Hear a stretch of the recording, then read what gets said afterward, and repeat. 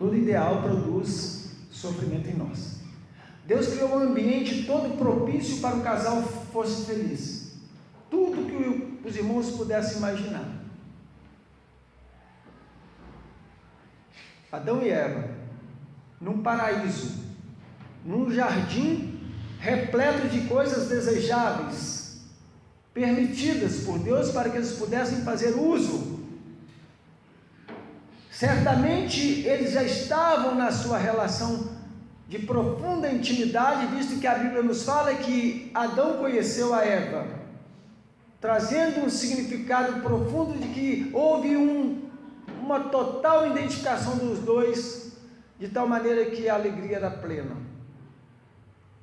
Mas como aqui na terra não existe nada que consiga satisfazer um coração ansioso, certamente eles também tinham esse coração, porque era um coração de homem.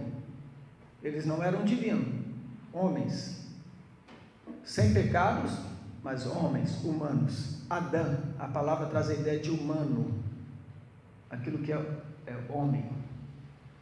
Deus então fez tudo de maneira bem propícia para que este homem fosse feliz, realizado, satisfeito. Entregou para eles, determinou normas as quais deveriam reger a relação deles com o ambiente paraíso.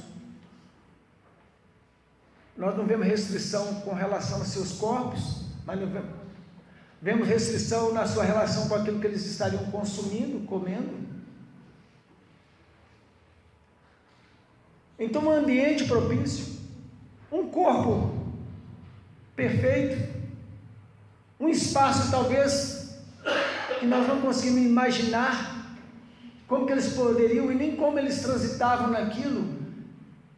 Nós estamos aqui, irmãos, tentando elaborar um cenário em que a gente possa entender um pouco daquilo que foi propiciado por um Deus santo, sábio, zeloso e que nos ama, amém? E que propiciou aquele casal. Mas a Bíblia nos fala que, aqui no versículo 8, como lemos, capítulo: quando ouviram a voz do Senhor Deus, que andava no jardim pela viração do dia, esconderam-se da presença do Senhor Deus, o homem e sua mulher, por entre as árvores do jardim. A culpa nos leva a buscar subterfúgio, lugar para se esconder, porque não queremos assumir a nossa responsabilidade. E a pior vida, a vida desgraçada de qualquer pessoa é quando ela atribui o seu sofrimento ao outro. Coloque isso no teu coração, meu amado irmão, minha amada irmã. Você é infeliz não é por causa do seu marido ou por causa da sua esposa, não. Não é por causa do seu filho. E você, filho, não é infeliz não é por causa do seu pai e da sua mãe.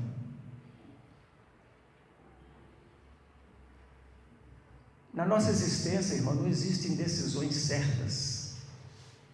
Existem decisões tomadas e assumidas e admitidas como falhas, e um princípio de censura pessoal que Deus colocou em nós, um princípio moral de assumir aquilo e não esconder. Se teu marido não ora, ore por ele, amém? Se tua mulher não ora, ora por ela. Se teu filho não ora, ora por ele. Ah, mas meus pais não têm jeito, são terríveis, ora por eles.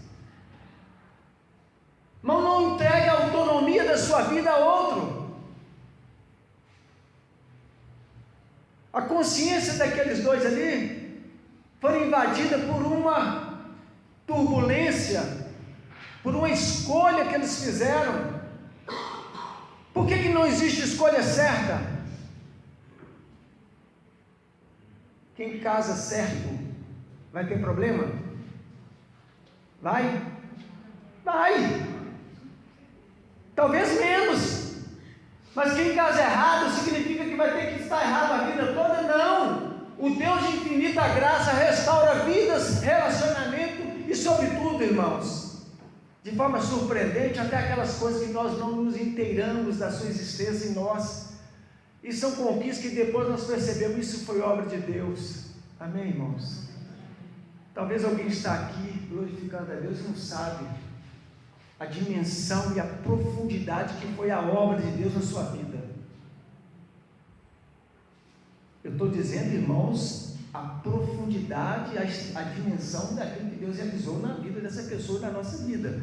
Porque quando nós nos atemos, quando nós nos prendemos a uma realidade que foi esse encontro nosso com um Deus Criador dos céus e da terra, um Deus que a tudo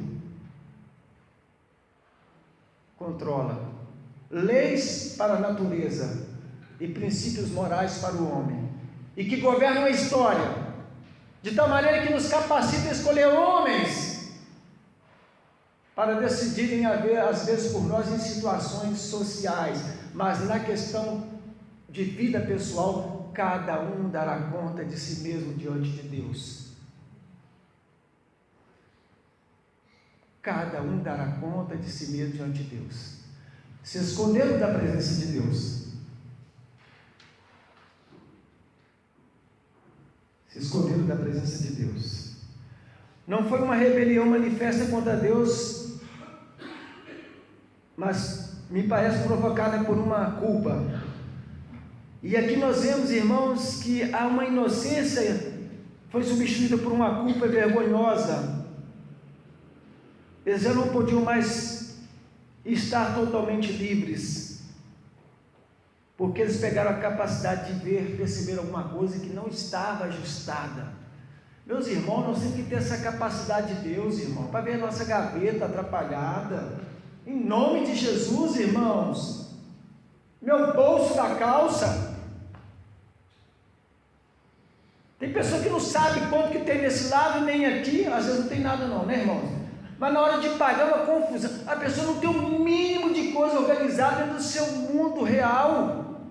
E quando eu estou dizendo gaveta, eu estou pensando também nesse compartimento aqui, com suas instâncias de turbulência, que se a culpa invade, o que está me incomodando, o que eu fiz, por quê? Senhor, sonda-me até daquilo que está oculto. O salmista falou para Deus, porque ele viveu uma turbulência muito grande, e ele queria ser agradável a Deus,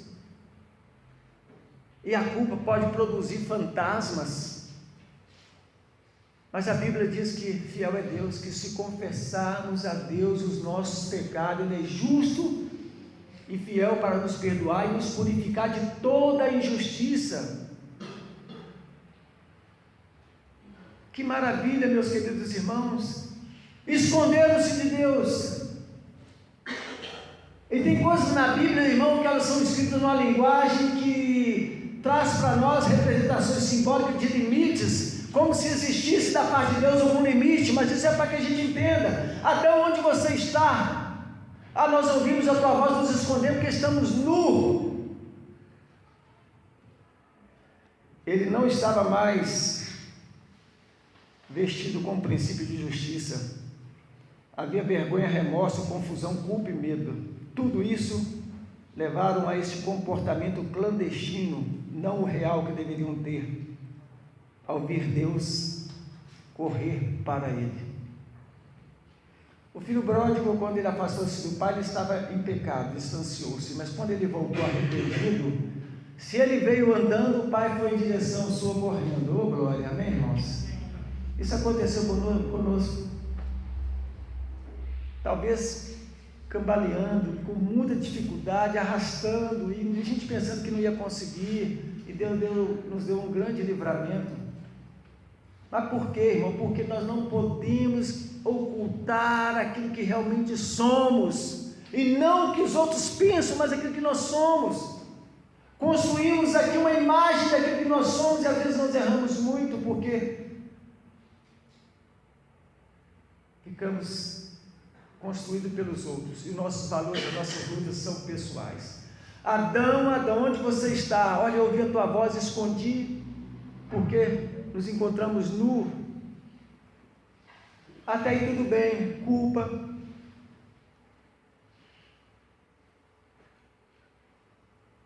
Já começa a desculpa, né? Mas então, quem falou para vocês isso? Aí começa, irmãos, o grande problema do ser humano.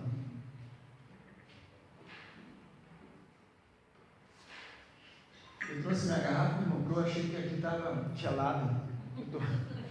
Desculpa, quem que trouxe? Obrigado. Aí como está quente, eu estou me cuidando por causa da garganta.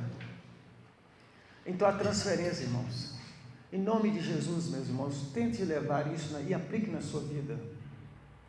Decida, assuma, pague o preço, não atribua o outro, responsabilidade tua. A tua vida pessoal é uma riqueza tua. Aquilo que existe que você tem como conteúdo privado é algo seu, teu coração, tua mente. Só Deus pode sondar. Aquilo que se torna público, se torna uma dívida social pesada, e você vai ser cobrado o resto da vida. Já chega, a gente não consegue livrar disso de jeito nenhum. Eu não tinha namorado, e vai namorar, Genuíno? Não, como é que vai ficar? Aí eu arrumei, opa, paguei uma dívida. Mas aí veio outro, e aí, vai casar ou não? Eu pensei, nossa, mas ainda bem que não era o primeiro. Aí eu casei, né? E aí, não vai ter filho não? Mas a dívida sempre é cobrada por pessoas diferentes, viu, irmãos? Tive o primeiro filho. Uai, mas aí, mais um, né? Porque um irmãozinho é bom fazer companhia, mais outra dívida, pagamos. Nós temos 5 filhos, mas não é pagando dívida não, porque Deus nos abençoou. Mas eu quero dizer uma coisa para os irmãos. Que dívida social terrível é essa? Em que nós aprendemos a lidar com ela quando nós decidimos e assumimos. Mas eu tive dívida para pagar que me trouxe muito transtorno. Ele tem muitos filhos porque isso. Ele tem muitos filhos porque isso. Então as pessoas, elas cobram de todas as maneiras. Deus, quando Ele chega a você, que Ele pergunta, Ele quer aproximar de você e trazer ao seu coração o teu incômodo, aquelas coisas. Ele na verdade quer trazer alento, mas quer que você assuma a sua responsabilidade. Eu fico imaginando se tivesse acontecido o contrário.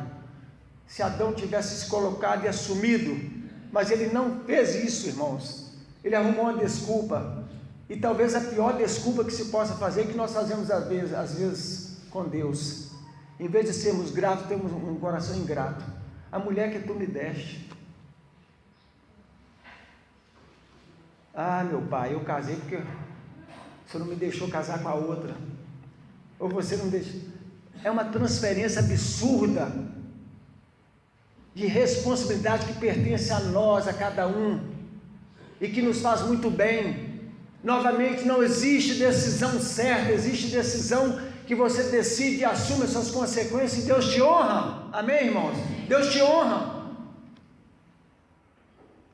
Se tem alguém aqui com um ideal, assuma esse ideal e sofra e pague o preço, você vai alcançar.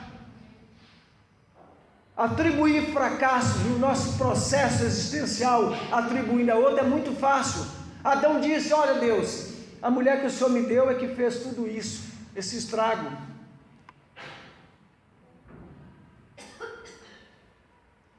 Quem te fez saber que estava nu? Comeste da árvore que te ordenei que comesses? Então disse o homem: a mulher que me deste por esposa, ela me deu da árvore e eu comi. A culpa foi de Adão? Foi?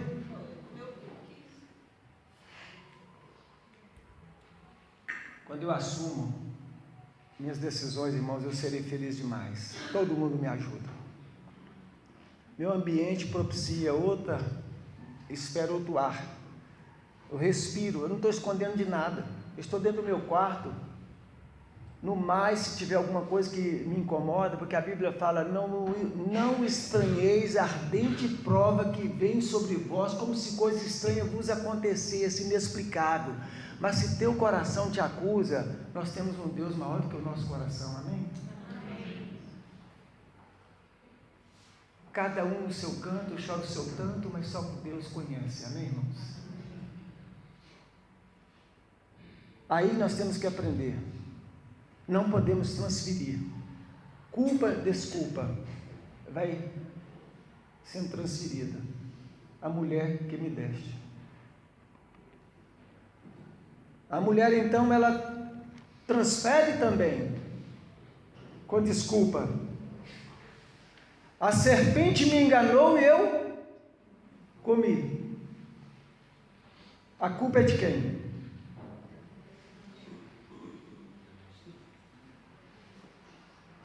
Quem que é a culpa? Da mulher. Na briga de marido e mulher, ninguém pode enfiar a sua mulher.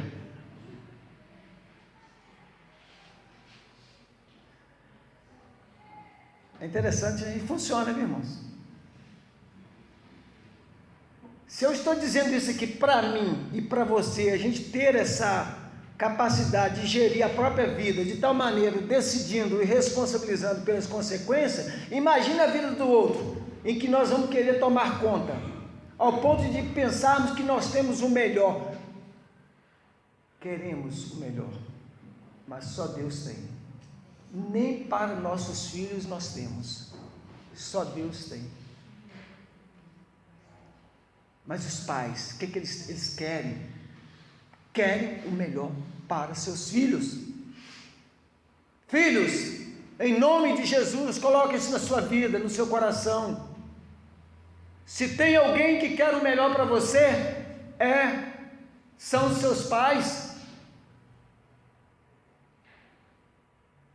E nós, como povo de Deus, quem tem o melhor para nós? Deus. Jesus chegou e falou para aqueles que estavam ali: vocês querem ir também? Não, Senhor, eu vou para quê? Só tu tens palavra de vida eterna. Ou seja, aquilo que eu preciso é o Senhor que tem. Eu já vivi desesperado, sem rumo. Eu encontro agora a verdade que liberta. Eu encontro a paz que o mundo não pode dar, mas Ele nos dá. Agora eu vou para onde? Mas a nossa natureza desesperadamente sedenta por gratificação e compensação, na atual conjuntura, como também décadas atrás, a mesma coisa, hoje com mais intensidade, mais fácil acesso aos prazeres, ao ponto de a resiliência da geração hoje a ser pequena, não conseguem lidar com frustração, aí caminham se destruindo e sofrendo, aí vem a overdose, e às vezes no culto também, precisamos exercitar a fé, porque eu não estou empolgado dentro desse sentimento que me trai, dentro dessas emoções falhas que eu tenho, mas o Deus se faz presente, às vezes diante de mim, e confirmando em cada letra cantada, e que nós estamos cantando a nossa fé, e vivendo nessa fé que cantamos, e descansando nessa fé, na certeza que esse Deus há de cumprir tudo o que Ele prometeu. Desculpa não resolve, irmãos, mas decisão assumida sim. Eu estou falando isso, irmão, porque é muito fácil transferir, e transferir é a mesma coisa que mentir. Eu lembro de alguns textos bíblicos, irmãos, mas um dos que me falam profundamente é quando estava aqueles dois homens na cruz e Jesus ali no meio. E um falou para Jesus assim: dizem que você é o Cristo, por que você não salva a ti e a nós também? Às vezes nós olhamos as pessoas, irmãos, e nivelamos ela no nosso momento, como nós estamos, sem fazer uma reflexão e pensar que talvez aquele irmão está ali,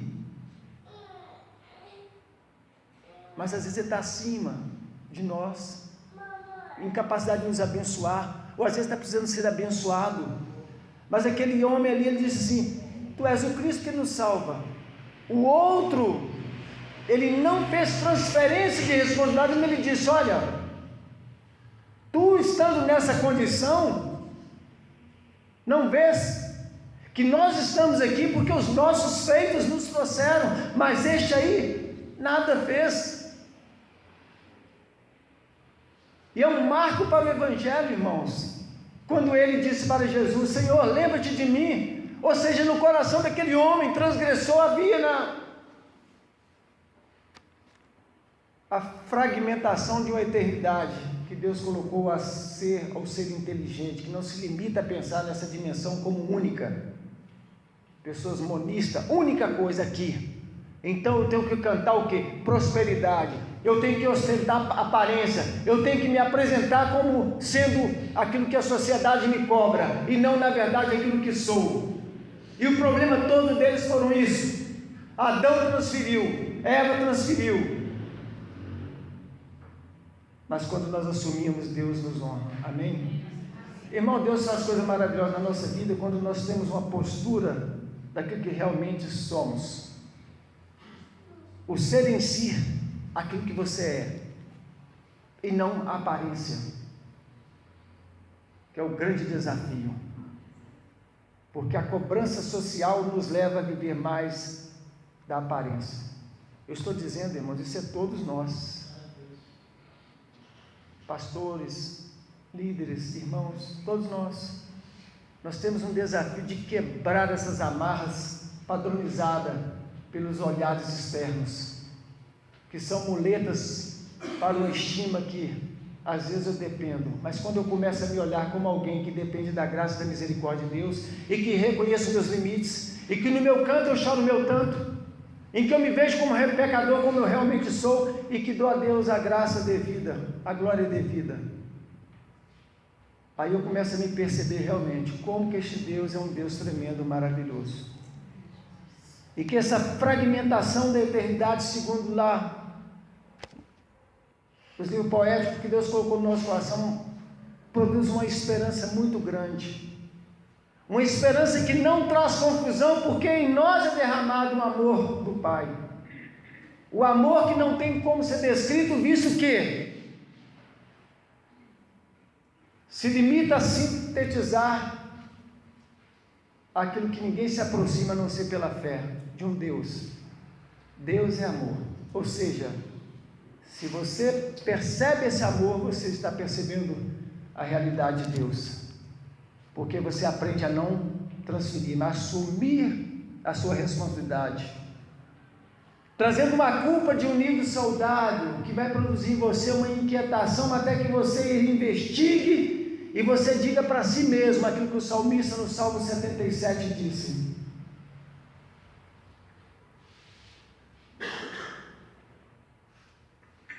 a coisa mais linda, Salmo 77, o salmista diz que ele investigava de madrugada, buscava Deus, a sua alma recusava ser consolada, ele pensava em Deus e começava a se perturbar. Isso acontece conosco quando estamos na contramão daquilo que tem que estar presente na nossa vida, com esse Deus que habita em nós. Irmãos, o Espírito Santo de Deus habita em nós, amém? Olha que coisa maluca. Pai, Filho e Espírito Santo.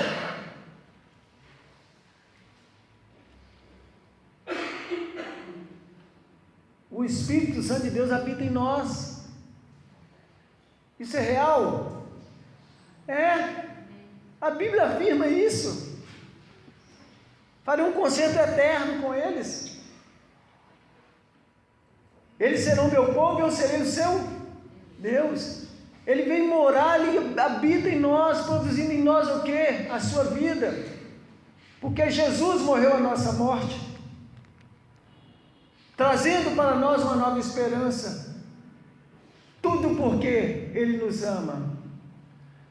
Meus queridos irmãos, quando nós assumimos uma posição, nós deixamos a relutância de lado, e nós começamos a buscar, investigando a nossa vida, vamos buscar o arrependimento, vamos buscar uma maneira de lidar com esse incômodo saudável, que é produzido por não estarmos em sintonia com esse Espírito que habita em nós, porque a Bíblia fala que Ele tem ciúmes. O ciúmes é um sentimento de perda, mas como ele é o selo da promessa, mas é um perda de uma comunhão. Quando eu assumo uma culpa saudável, aquele incômodo, aquele sentimento, eu tomo a iniciativa e não vou transferir com desculpa e assumo a posição, eu consigo enriquecer tantas pessoas que estão ao meu lado quando elas percebem a originalidade da minha postura. Deus é tão fiel, irmãos. Deus nos honra e Deus honra você também. Você quer ver uma das coisas mais lindas que aconteceu com você e comigo? Quando o filho pródigo chegou, o pai disse assim: olha, lhe dê alparcas, roupas, um anel no dedo. Antes já lhe havia beijado de forma incessante. Agora vamos fazer uma grande festa. Amém? Deus fez uma festa no dia que você chegou-se a Ele. Uma festa tremenda, marcou a sua vida, marcou a nossa vida. Deus faz essa festa, Deus celebra conosco, porque nós somos pessoas preciosas. E por quê? A nossa vida são conjunto de momentos, irmãos. Isso começou na vida daquele jovem. Se no trajeto de Adão o pecado veio de maneira bem sutil, por uma sedução, e eles foram transgredindo e transferindo culpa, aquele jovem caindo em si e disse: eu estou aqui, mas existe uma situação muito melhor, em que jornaleiros, meu pai, tem tudo, eu vou levantar e vou ter com meu pai. Arrependimento. Ele não culpou o pai, ele não culpou o irmão, não culpou ninguém. Ele disse: levantar-me-ei e irei ter com meu pai. Ele não transferiu culpa, desculpa, irresponsabilidade. É isso. Meus queridos irmãos, estamos encerrando. Quero frisar para os irmãos: decisão certa não existe, porque significa que eu decidi certo. Pela lógica, tudo terá que dar certo. Só que decidir é um momento, existe todo um processo de construção de um grande ideal. E nós não vivemos só uma história, nós temos a nossa história, mas existem histórias que nos envolvem. Daquela que está comigo, minha esposa, filhos, vizinhos, sociedade. Isso tudo interfere e produz desafios. Então, nós temos que o quê? Decidir e assumir. Nunca transferir a culpa. E reconhecer a sua condição de pecador, que precisa fazer um conserto com Deus. Então Deus desferiu o golpe sobre aqueles ali. Não deixou ninguém escapar. Se a sagaz serpente seduziu o homem, trazendo ali o mal, o pecado, o mal, o que a Bíblia fala é que, assim como pelo homem entrou o pecado, e pelo pecado a morte passou a todos os homens, porque todos pecaram. Pelo homem entrou o pecado no mundo. Mas Deus deu ali a sentença. E cada um colheu. Todas as decisões têm suas consequências. Sofre menos quem assume.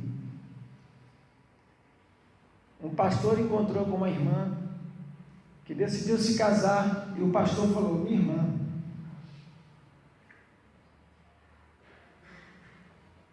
como é que vai o casamento?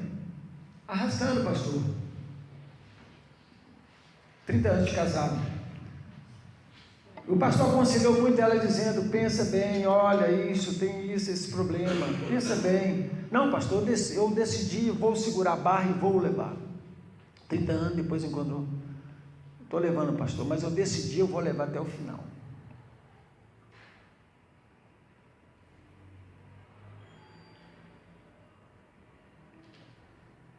Essa pessoa que decidiu, ela enfrentou muitos problemas, muitas lutas.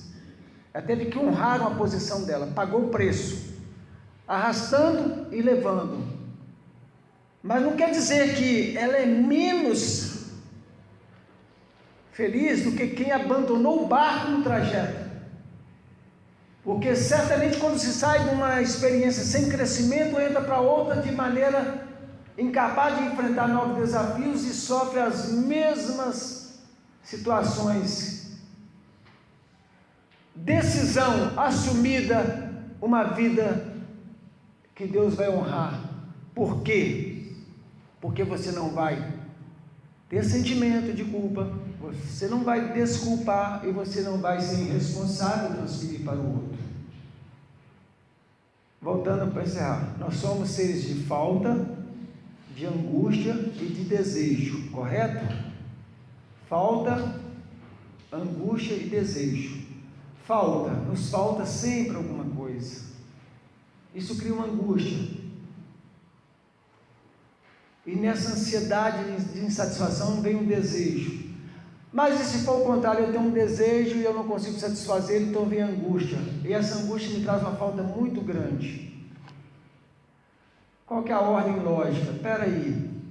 Culpa, desculpa e responsabilidade. Não existem ordem nessas coisas. Nós somos irresponsáveis, com desculpa, transferindo a culpa para outro. Isso é a mesma coisa que mentir, que às vezes a pessoa não veste de maneira tão bem vestida as trapaças que nós fazemos com a realidade que nós maquiamos e que Deus vê muito bem. Mas eu quero dizer uma coisa para os amados irmãos: existe uma coisa que Deus não resiste, é um coração contrito, amém? Deus resiste a soberba, orgulhosa, todo tipo, mas é um coração contrito, arrependido, Ele não resiste. Ele não resiste. Sabe o que é isso? Ele se sente atraído. Irmãos, não tem nada mais gostoso quando se vê alguém chorar pelos seus erros, pelos seus pecados, e você perdoa essa pessoa, ela volta para o ambiente dela, que já foi um dia dela. Se era ela líder, chefe, ou cara, eu quero ser, não, eu quero lá embaixo. Senhor, eu quero ser apenas um dos teus jornaleiros. O Pai disse: olha, traga o melhor para ele. Quem nos coloca em posição de honra é Deus, amém? Humilhai-vos debaixo da potente mão de Deus, e Ele vos exaltará. Chorai e pranteai, converta-se o vosso riso em pranto, porque Ele que nos dá veste de louvor, amém? Meus irmãos, feche seus olhos e vamos orar. Vamos ficar em pé?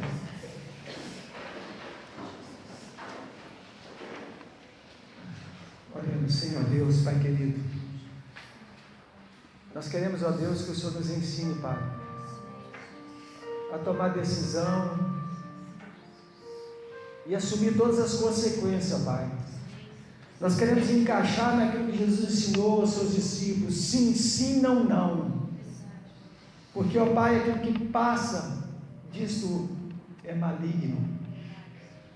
E nós não queremos estar vacilando, ó Deus, porque nós sabemos que o Senhor tem nos proposto a vida e a morte, e nos exorta a escolher a vida para que vivamos. Por isso, Pai, em nome de Jesus, completa em nós a Tua boa obra, na Tua igreja aqui, ó Deus, em Congonhas, na vida de cada um dos irmãos, os amigos que estão aqui. Ensina-nos, ó Deus, a assumir as nossas angústias, nosso sofrimento, ó Deus, pessoais. Nos dê um coração contrito, Pai, um coração que reconhece, ó Deus, ao Senhor como